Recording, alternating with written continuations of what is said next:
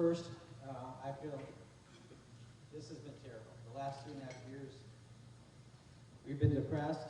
It's taken a toll on my family. And anyone who is in this situation, I feel for you because it's all. Is that I do want to introduce you to one person. It is my wife, Shala, right here. She has to take care of a 4, an 8, and 9-year-old, so she's busy. I like to, again, thanks, Sharon. I probably call her every day. I'm sure she's sick of me by now. Josh Fox and Calvin Tillman for helping me out with DD's air test and other things. Basically, what we did is we moved into this neighborhood in 2001 and bought some property and drilled a well 2005, and Peck's Well Service drilled it, and told us everything was fine, and there was no gas in the well that was drilled. At the same time, we built a cabin, a boathouse. We used the water, stayed in the cabin for the summers, boatings, parties, football games. We had a 500-gallon hot tub. Sometimes in the winter, the pipes would break, and who knows how many days, because I wouldn't go down there, the water was leaking into the lake. And never again had the water stop pumping. We had many family members stay there, sometimes for a little too long. We then basically sold our house a little early, so we had to move into the cabin 6 weeks before we moved into what we call our dream home. In September of 2009, we actually filled our 55,000-gallon pool, most of it with the well water. Again, never had a problem, no bad settlement, and it kept pumping. September 15th of 2009 is when we moved into our dream home. Spring of 2010, we noticed strange things. We noticed slimy water, burnt odor, water visiting like Alka-Seltzer. Even our friends and family were telling us this. Some people said it smelled like turpentine. And my wife would complain and say, look at the bathtub. Just look at the kid's bathtub. And there'd be settlement in it. And we never had that before. In July of 2010, we actually called our water guy and said, we're having strange issues here. And he said, your pump's not pumping right. So I called Peck's Well Service, who put it in, thinking maybe my well went dry. And they said, no, your well didn't go dry. I think your pump is gaslight. And I'm thinking, what's gaslight? So they took the PVC pipe, cut it off, going to the tank.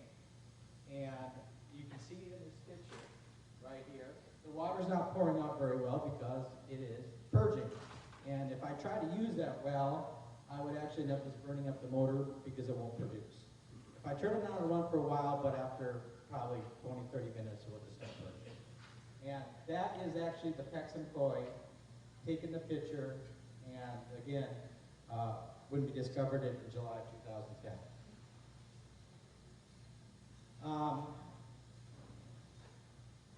Basically, August 5th, I called the Tarrant Health Department. She said, you need to watch a movie called Gaslight. That was a mistake. Okay? Because it scared the you-know-what out of me. I immediately got up the next morning and started calling everyone, and everyone pointed me in the direction of the Railroad Commission. Okay? I'm not going to go and talk about the Railroad Commission because I'm going to get sued by them.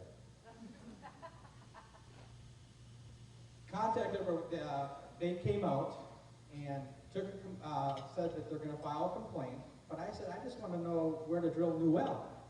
They said, well, let's see if there's any wells drilled in your area. So we can go to number 2.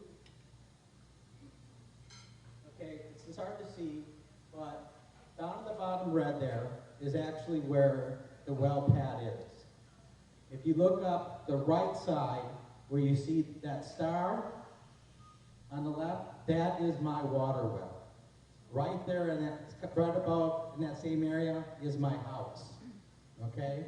There's also another person who lives right next to the pad who actually even has it worse.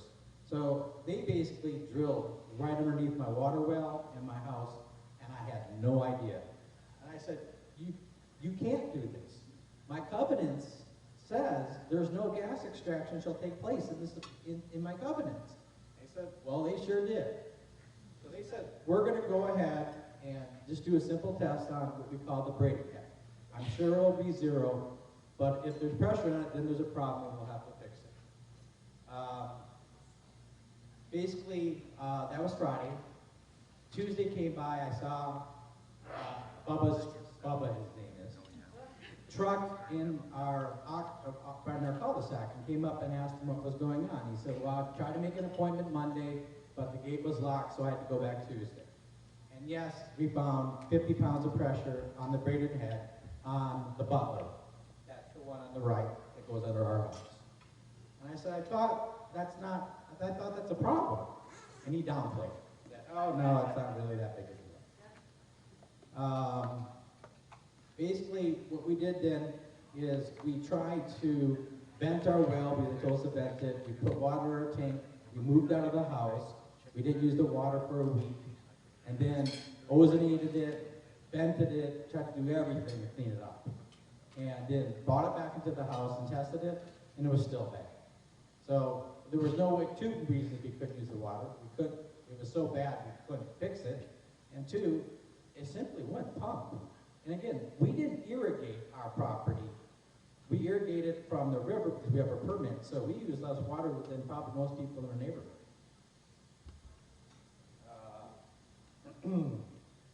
Sorry.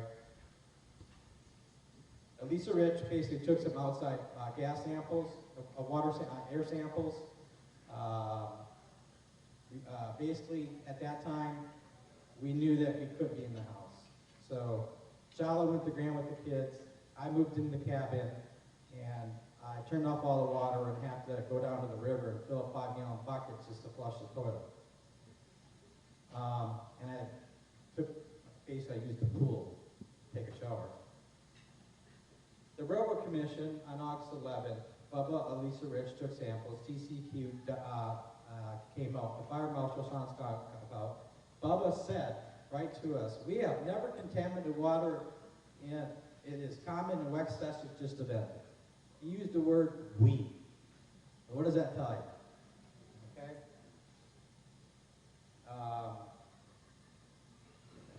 Sorry.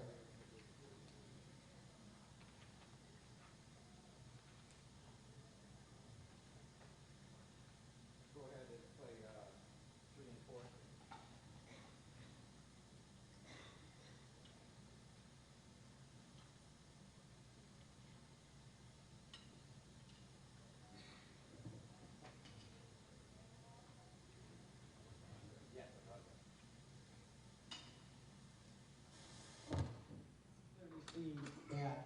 That was hooked up to a vent that was gas only coming out. It was not a water hose.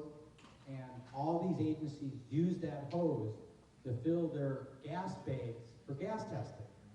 So they knew it was hooked up to the gas vent only. And they were saying that I was trying to deceive people, saying that it was a water hose. And water was like, there was no water coming out of that hose. It was all gas. Judge Riley came out, and Joel, his assistant, came out and spelt the water, the bubble, and he got a headache from it. The Railroad Commission collected water samples. They basically had to come back again because they got warned. Judge Riley's basically got the request back for the Public Information Act. He did it again, got it back. The Railroad Commission came out approximately 5 times. At one point, we were gone for the weekend, and they kept calling our home phone, and I got home and noticed all these calls, and he said, we were worried about you. I said, what? He says, we thought maybe your house could have blown up.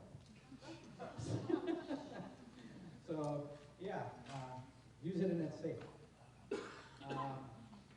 August 26th, Oliver's basically came out and disconnected the well, and we cleaned out the tank, and it was full of mud like kitty litter.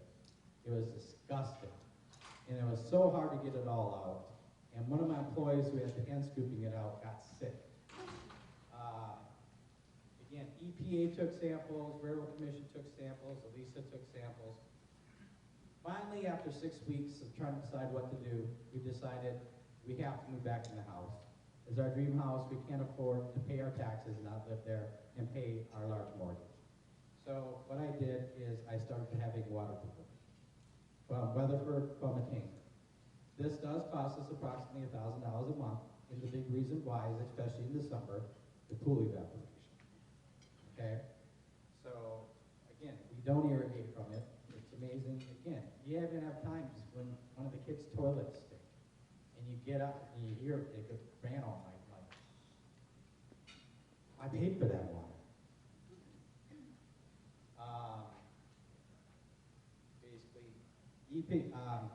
Basically, Range at one point, the Railroad Commission at one point, pretty much said it was inconclusive. And they said that they're going to set it down on Austin and they'd get back to me. 4 months went by and I haven't heard anything. Then out of the blue, the EPA calls me up and says that we're going to come out, take samples, and take over because they told us that they dropped out. So now we have the authority to step in. They apparently did a test. They called it an isotope test, and they came back and said to me, the gas company contaminated your well. We have the proof, and we're going to issue an emergency order against them. So now I'm thinking, my government just told me who did it. So I decided to sue the gas company, sue the developers for not allowing them to do it when they weren't allowed to do it in the first place. And immediately, the gas company sued me for $4 million. So, again, we know why. They want me to shut up. Basically, when the Railroad Commission tried to come back and jump back in and get back involved, what they did then is they ordered an emergency hearing in 5 weeks. And there were, Rangers doing 33 tests at the time, and they were barely getting them done before the hearing. If I would have went to the hearing, I wouldn't have had anything to look at. If I would have been experts, they would have said, we don't have the information. Plus, they can't award damages, and I don't have faith in it. So my attorney, and I got the document here, says that they awarded and said, I am not a party to the hearing. Okay? So if I'm not a party, how am I bound by their rulings? Well, we went in December 2011 to Judge Lofton, Parker County. And actually, you can go ahead and play 5 through 16. You have to show. We went to Trey Lofton's Parker County. He ruled that he did not have jurisdiction over the Railroad Commission, that was final, that I could not sue Range.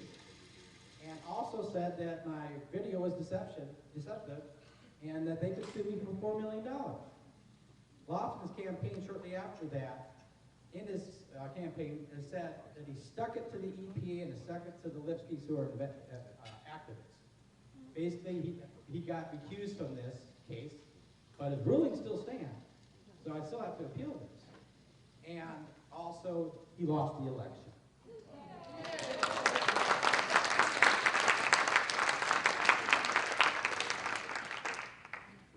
Even though they had I'm sorry, I can't even read my own notes here.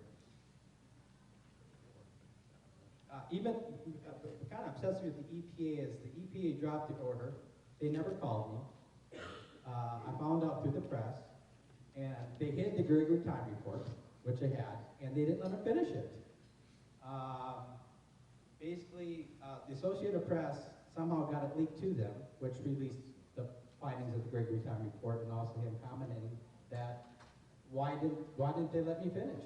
Because where I was at so far, I found that there was something wrong.